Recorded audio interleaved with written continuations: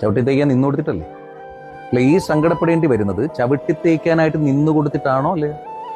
ഏറ്റവും ആദ്യം ഒരു വഴക്കുണ്ടായപ്പോ, ഏറ്റവും ആദ്യം നിങ്ങൾ വേദനിക്കപ്പെട്ടപ്പോ, ഏറ്റവും ആദ്യം നിങ്ങൾക്ക് നേരെ കൈ ഉയർന്നപ്പോ നിന്നു കൊണ്ടത് കൊണ്ടാണ്, അത് കൃത്യമായി അതിലൂടെ കടന്നുപോയത് കൊണ്ടാണ് ഇപ്പോഴും നിങ്ങൾക്ക് അത് അനുഭവിക്കേണ്ടി വരുന്നത്. ശരിയല്ലേ? നമ്മൾ ഈ ചവിട്ടുമെത്തകളാകുക എന്നൊക്കെ പറയുന്നത് ഒരു ഒറ്റയടിക്ക് സംഭവിക്കുന്ന ഒരു കാര്യമൊന്നുമില്ല. നനഞ്ഞ ഇടമേ മനുഷ്യൻ കുളിച്ചു. നമ്മുടെ കഴിവില്ലായ്മകളെയോ നമ്മുടെ ഓവർ വിധേയത്വത്തെയൊക്കെയാണ് അത് സൂചിപ്പിക്കുന്നത്, അല്ലേ? ചവിട്ടി തേക്കാൻ നിന്നോടുക്കരുത്. നിങ്ങൾക്ക് അങ്ങനെ ഒരു ഫീൽ ഉണ്ടെങ്കിൽ, ഞാൻ ചവിട്ടി തേക്കപ്പെടുകയാണ്, അങ്ങനെ ഒരു ഫീൽ നിങ്ങളുടെ മനസ്സിലുണ്ടെങ്കിൽ, പ്രിയപ്പെട്ടവരെ, എത്രയും വേഗം ആ കളത്തിൽ നിന്ന് പോണോന്നേ. Change the circle. പറയാൻ എളുപ്പമാണ്, ഈ ഇതിങ്ങനെ അല്ലെങ്കിൽ ചവിട്ടി തേക്കപ്പെടുന്നതിനേക്കാളും നല്ലത്, അല്ലേ? ഒറ്റയ്ക്കൊരിടത്ത് പോയി ജീവിക്കാൻ നിങ്ങൾക്ക് പറ്റാകുകയൊന്നുമില്ല. ആരാ പറഞ്ഞാൽ നിങ്ങൾ അതൊക്കെ നിങ്ങളെ കണ്ടീഷൻ ചെയ്ത് വെച്ചേക്കാണ്. ഒറ്റയ്ക്ക് കുഞ്ഞുങ്ങളുമായിട്ട് അങ്ങനെ പോയി ജീവിക്കും, കുഞ്ഞുങ്ങളുമായിട്ടും പോയി ജീവിക്കാം. വല്ലാത്ത ട്രോമയാണത്. എന്തുമാത്രം മനുഷ്യരാണ് ഓരോ ദിവസവും അതിലൂടെ കടന്നു പോകുന്നത്.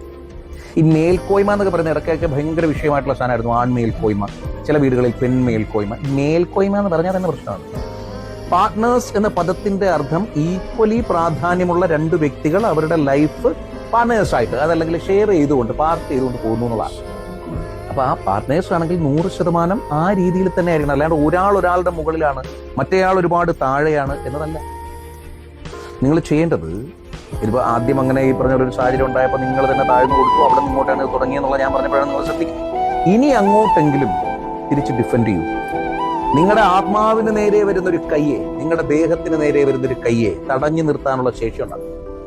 തിരിച്ചു ചോദ്യം ചെയ്യുന്നിടം മുതൽ ഈ മേൽക്കോയ്മകളൊക്കെ ഒടുങ്ങും.